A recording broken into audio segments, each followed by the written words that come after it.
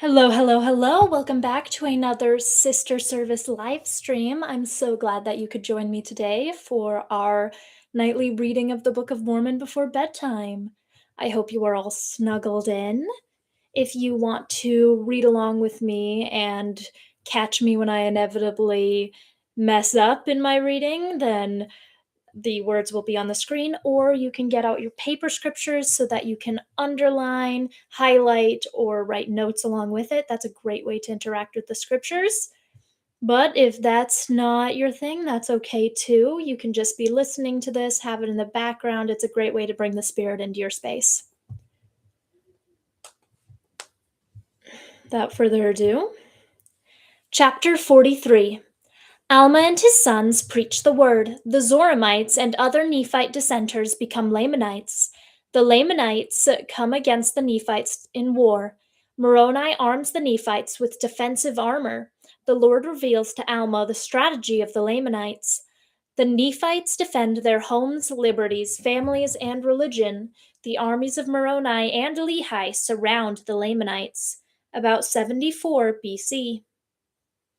Okay, let me take a quick sip of my water, actually. Gotta keep hydrated.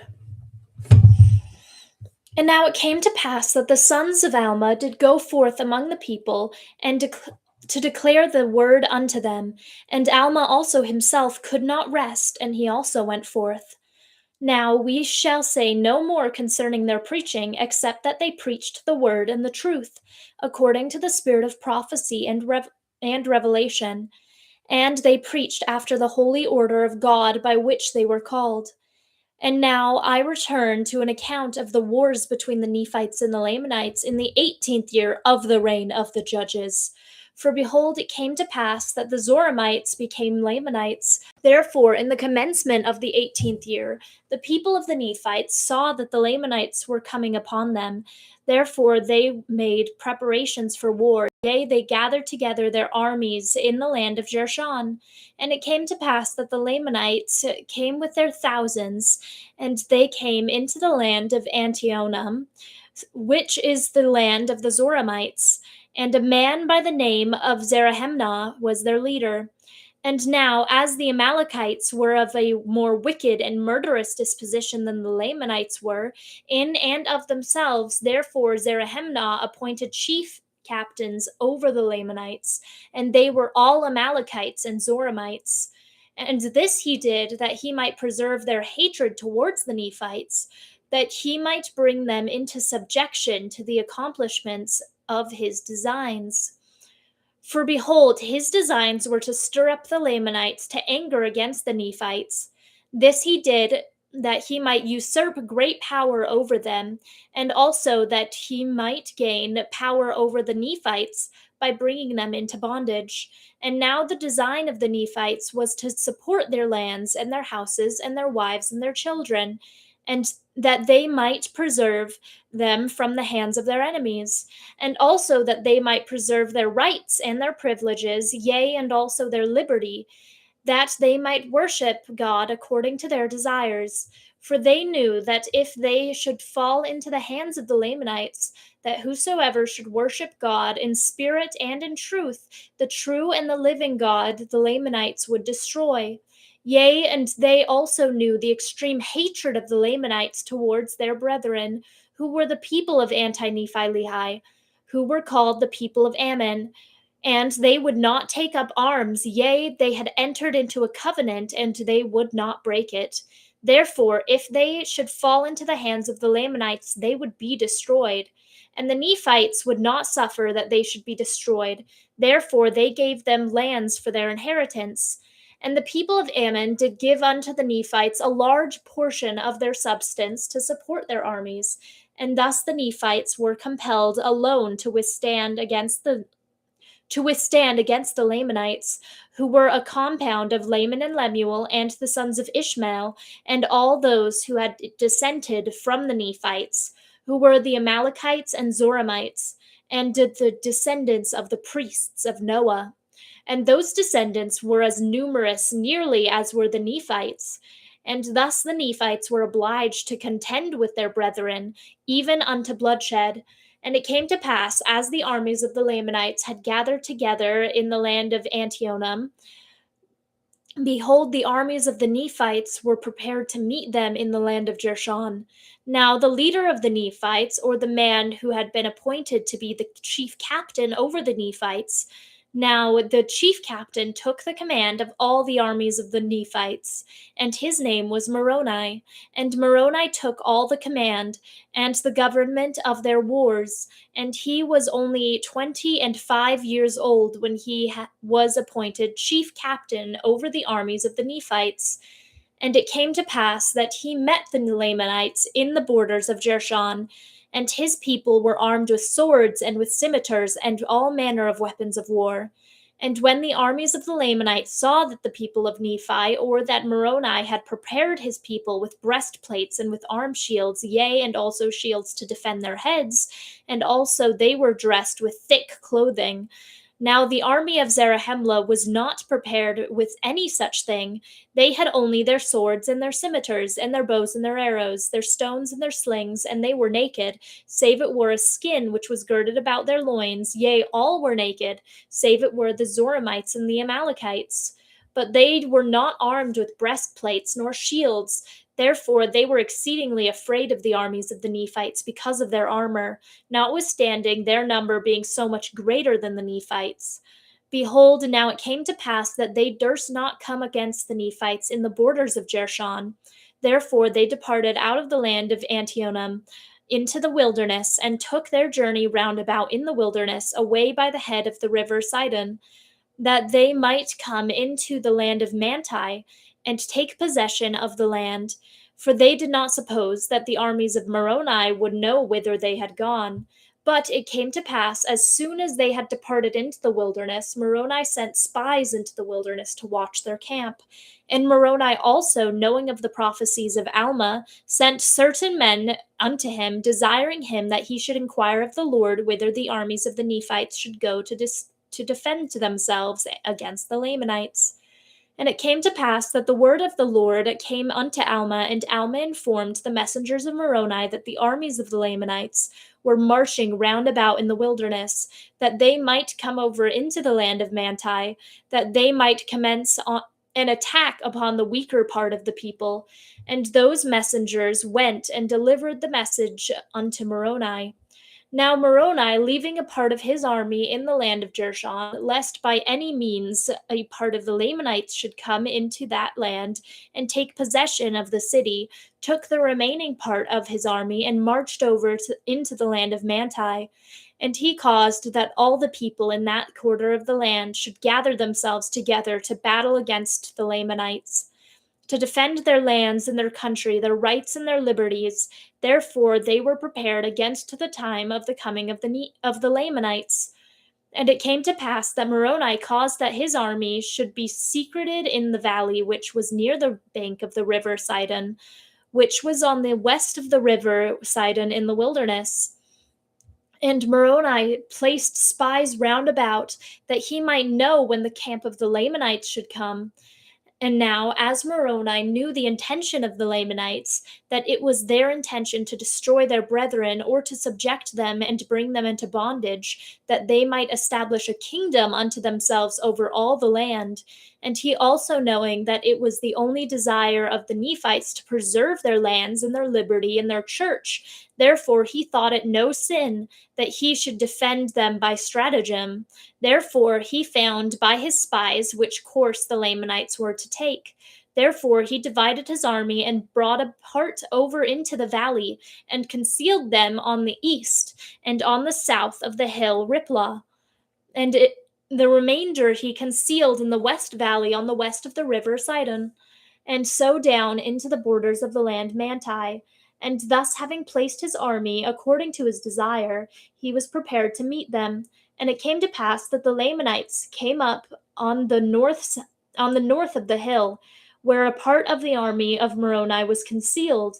And as the Lamanites had passed the hill Riplah, and came into the valley, and began to cross the river Sidon, the army which was concealed on the south of the hill, which was led by a man whose name was Lehi, and he led his army forth and encircled the Lamanites about on the east in their rear.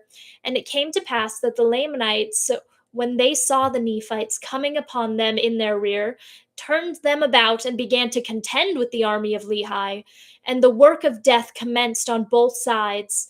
But it was more dreadful on the part of the Lamanites, for their nakedness was exposed to the heavy blows of the Nephites with their swords and their scimitars, which brought death almost at every stroke. While on the other hand, there was now and then a man fell among the Nephites by their swords and the blood loss and the loss of blood, they being shielded from the more vital parts of the body, or the more vital parts of the body being shielded from the strokes of the Lamanites by their breastplates and their arm shields and their head plates. And thus the Nephites did carry on the work of death among the Lamanites. And it came to pass that the Lamanites became frightened because of the great destruction among them, even until they began to flee towards the river Sidon. And they were pursued by Lehi and his men, and they were driven by Lehi into the waters of Sidon, and they crossed the waters of Sidon, and Lehi retained his armies upon the bank of the river Sidon, that they should not cross. And it came to pass that Moroni and his army met the Lamanites in the valley on the other side of the river Sidon, and began to fall upon them and to slay them. And the Lamanites did flee again before them towards the land of Manti, and they were met again by the armies of Moroni. Now, in this case, the Lamanites did fight exceedingly. Yea, never had the Lamanites been known to fight with such exceedingly great strength and courage. No, not even from the beginning. And they were inspired by the Zoramites and the Amalekites, who were their chief captains and leaders, and by Zarahemnah, who was their chief captain, or their chief leader and commander. Yea, they did fight like dragons, and many of the Nephites were slain by their hands. Yea, for they did smite in two many of their head plates, and they did pierce many of their breastplates, and they did smite off many of their arms. And thus the Lamanites did smite in their fierce anger.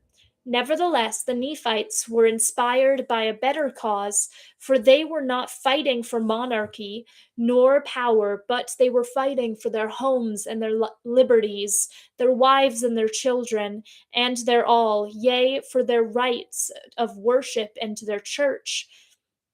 And they were doing that which they felt was the duty which they owed to their God. For the Lord had said unto them, and also unto their fathers, that inasmuch as ye are not guilty of the first offense, neither the second, ye shall not suffer yourselves to be slain by the hands of your enemies. And again the Lord has said that ye shall defend your families even unto bloodshed. Therefore, for this cause were the Nephites contending with the Lamanites to defend themselves and their families and their lands, their country, and their rights and their religion. And it came to pass that when the men of Moroni saw the fierceness and the anger of the Lamanites, they were about to shrink and flee from them. And Moroni, perceiving their intent, sent forth and inspired their hearts with these thoughts, yea, the thoughts of their lands, their liberty, yea, their freedom from bondage. And it came to pass that they turned upon the Lamanites, and they cried with one voice unto the Lord their God for their liberty and their freedom from bondage. And they began to stand against the Lamanites with power. And in that self same hour that they cried unto the Lord for their freedom, the Lamanites began to flee before them, and they fled even to the waters of Sidon. Now the Lamanites were more numerous, yea, by more than double the number of the Nephites. Nevertheless, they were driven insomuch that they were gathered together in one body in the valley upon the bank of the river Sidon. Therefore the armies of Moroni encircled them about, yea, even on both sides of the river. For behold, on the east were the men of Lehi.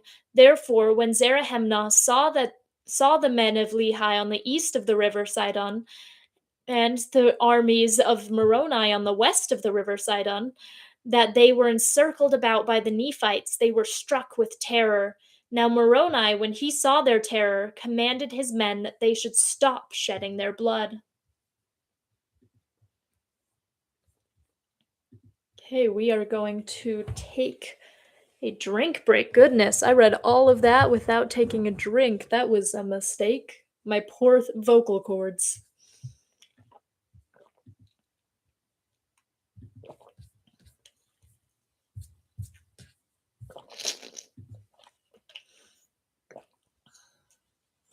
Everyone, go get your water. It's very important.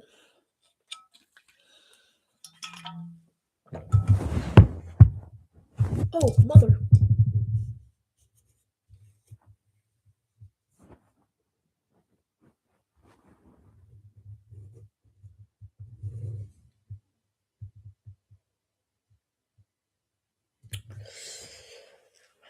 Give me a moment. My phenomenal face concealing. It's a sticky note. I have a sticky note over my camera, but it fell for a second.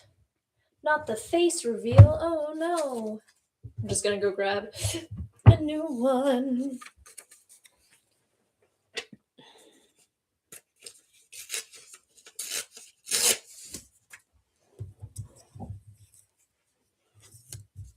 Oh my goodness, it's a chair. Ha ha ha.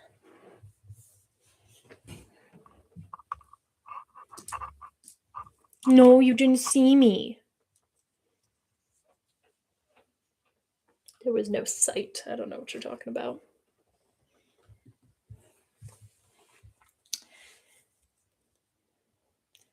Chapter 44. Moroni commands the Lamanites to make a covenant of peace or be destroyed. Zarahemnah rejects the offer and the battle resumes. Moroni's armies defeat the Lamanites about 74 to 73 BC. And it came to pass that they did stop and withdrew a pace from them. And Moroni said unto Zarahemnah, Behold, Zarahemnah, that we do not desire to be men of blood. Ye know that ye are in our hands, yet we do not desire to slay you. Behold, we have not come out to battle against you, that we might shed your blood for power, neither do we desire to bring any one to the yoke of bondage. But this is the very cause for which ye have come against us. Yea, and ye are angry with us because of our religion. But now ye behold that the Lord is with us, and ye behold that he has delivered you into our hands. And now I would that ye should understand that this is done unto us because of our religion and our faith in Christ. And now ye see that ye cannot destroy this our faith. Now ye see that this is the true faith of God. Yea, ye see that God will support and keep and preserve us, so long as we are faithful unto him and unto our faith and our religion, and never will the Lord suffer that we shall be destroyed, except we should fall into transgression and deny our faith. And now, Zarahemnah, I command you, in the name of that all powerful God who has strengthened our arms, that we have gained power over you by our faith, by our religion, and by our rites of worship, and by our church, and by the sacred support which we owe to our wives and our children, by that liberty which binds us to our lands and our country, yea, and also by the maintenance of the sacred word of God, to which we owe all our happiness, and by all that is most dear unto us. Yea, and this is not all. I command you by all the desires which ye have for life, that ye deliver up your weapons of war unto us, and we will seek not your blood, but we will spare your lives, if ye will go your way and come not again to war against us. And now, if ye do not this, behold, ye are in our hands, and I will command my men that they shall fall upon you, and inflict the wounds of death in your bodies, that ye may become extinct. And then we will see who shall have power over this people. Yea, we will see who shall be brought into bondage.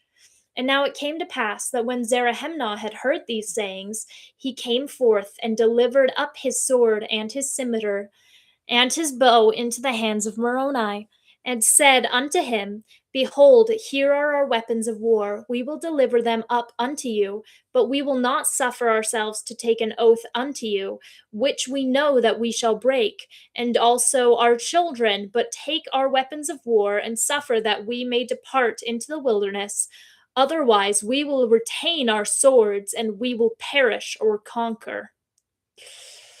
Behold, we are not of your faith. We do not believe that it is God that has delivered us into your hands, but we believe that it is your cunning that has preserved you from our swords. Behold, it is your breastplates and your shields that have preserved you. And now, when Zerahemnah had made an end of speaking these words, Moroni returned the sword and the weapons of war which he had received unto Zerahemnah, saying, Behold, we will end the conflict. Now I cannot recall the words which I have spoken, therefore the Lord liveth, ye shall not depart, except ye depart with an oath, that ye will not return again against us to war. Now, as ye are in our hands, we will spill your blood upon the ground, or ye shall submit to the conditions which I have proposed. And now, when Moroni had said these words, Zerahemnah retained his sword, and he was angry with Moroni. And he rushed forward that he might slay Moroni. But as he raised his sword, behold, one of Moroni's soldiers smote it even to the earth, and it broke by the hilt. And he also smote Zerahemnah, that he took off his scalp, and it fell to the earth. And Zerahemnah withdrew from before them into the midst of his soldiers. And it came to pass that the soldiers who stood by, who smote off the Hmm.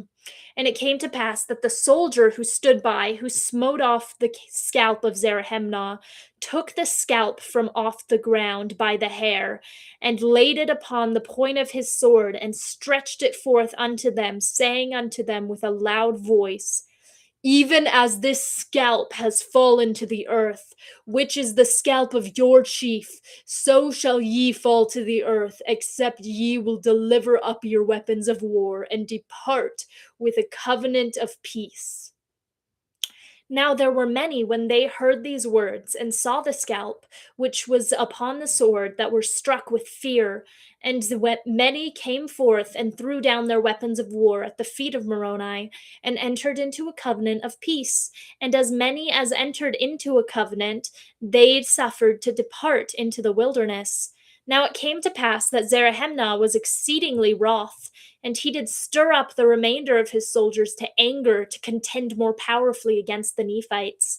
And now Moroni was angry because of the stubbornness of the Lamanites. Therefore he commanded his people that they should fall upon them and slay them.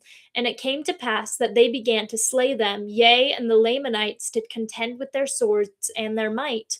But behold, their naked skins and their bare heads were exposed to the sharp swords of the Nephites. Yea, behold, they were pierced and smitten, yea, and did fall exceedingly fast before the swords of the Nephites.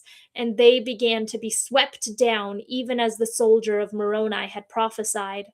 Now Zerahemnah, when he saw that they were all about to be destroyed, cried mightily unto Moroni, promising that he would covenant and also his people with them, if they would spare the remainder of their lives, that they never would come to war again against them.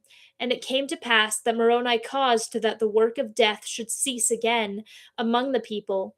And he took the weapons of war from the Lamanites, and after they had entered into a covenant with him of peace, they were suffered to depart into the wilderness.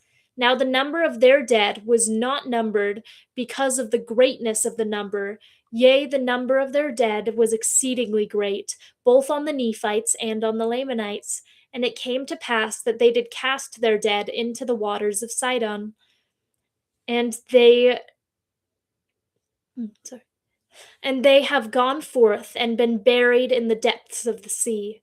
And the armies of the Nephites, or of Moroni, returned and came to their houses and their lands. And thus ended the 18th year of the reign of the judges over the people of Nephi. And thus ended the record of Alma, which was written upon the plates of Nephi. I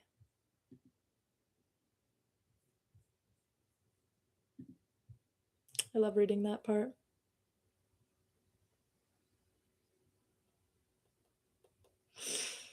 Joke's on you, I'm not in my room.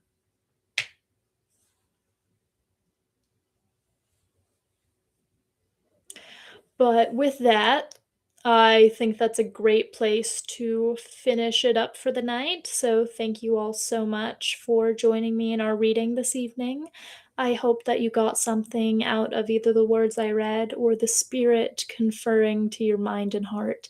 If you had anything that stood out to you, any new thoughts or things that felt like promptings, then I implore you to write them down, follow them, and just add it to your life day to day. God loves you. Good night. Sleep well.